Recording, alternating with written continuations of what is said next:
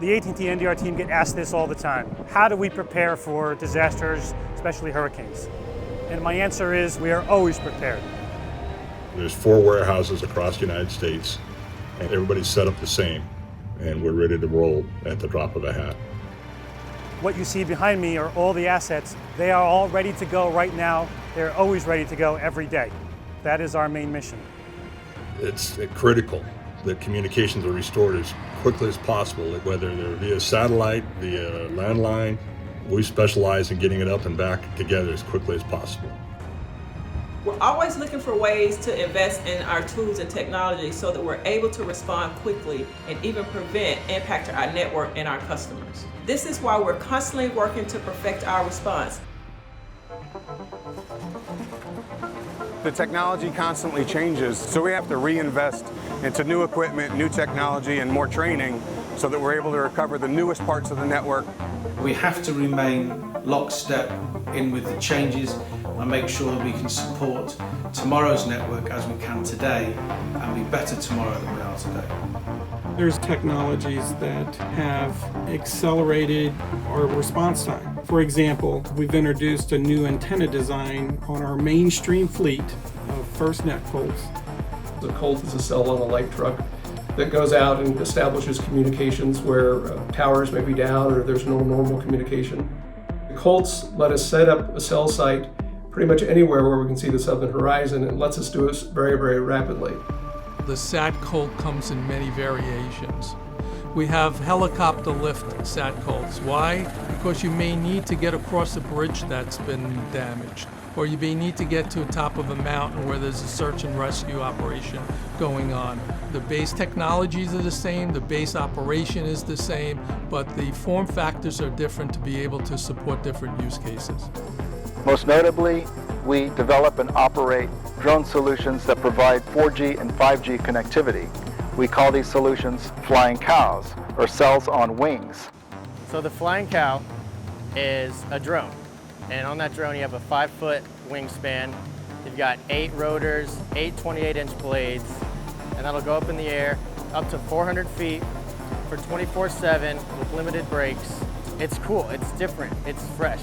We have flying cows that are designed to operate in adverse weather conditions. We have flying cows that are designed to fly over active wildfires. We're developing a flying cow that can launch and operate from an amphibious vehicle in a flooded area. We're always learning. Hurricane Harvey was a key learning. We needed the ability to have high water vehicles or boats or whatever the technology was to get us quickly into our central office locations, and so now we have amphibious vehicles. This is one of the newest assets in the NDR fleet. This is an amphibious vehicle. This gives us the capability to go over land and water and then land again. It has track-driven wheels, and it also has propellers, so if we go into water, we can turn the propellers on. We can bring crew and equipment to sites that we otherwise wouldn't be able to reach. In Hurricane Michael, we had 20-something assets on air at one time, and we saw a need for deploying an asset that could cover a larger area than a single SATCOL.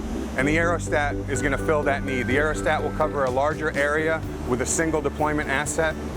From a wireless perspective, our newest technology is an aerostat. So think of that as a floating cell site. It can go up to 1,500 feet in the air. It could provide coverage today of over 100 square miles, and it will allow us to replace 2 or 3 SATCOLs with a single aerostat in the air.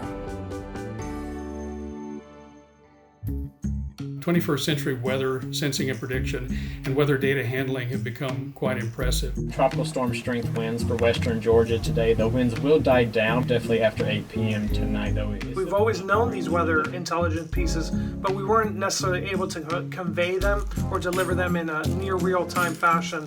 Weather intelligence is perhaps a newer term that people aren't familiar with.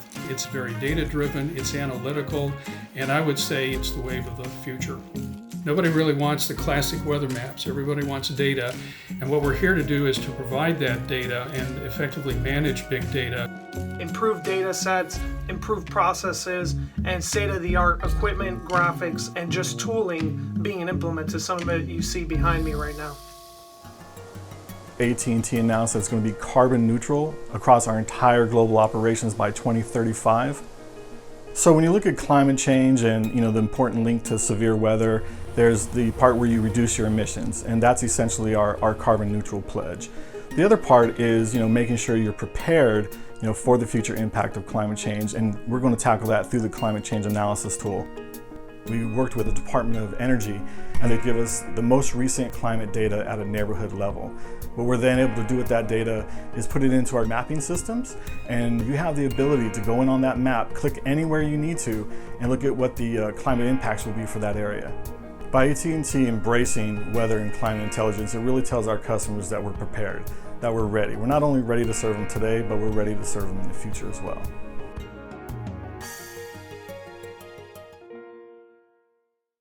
To learn more about AT&T, subscribe to this channel, visit the AT&T newsroom, or watch more videos in the playlist seen here.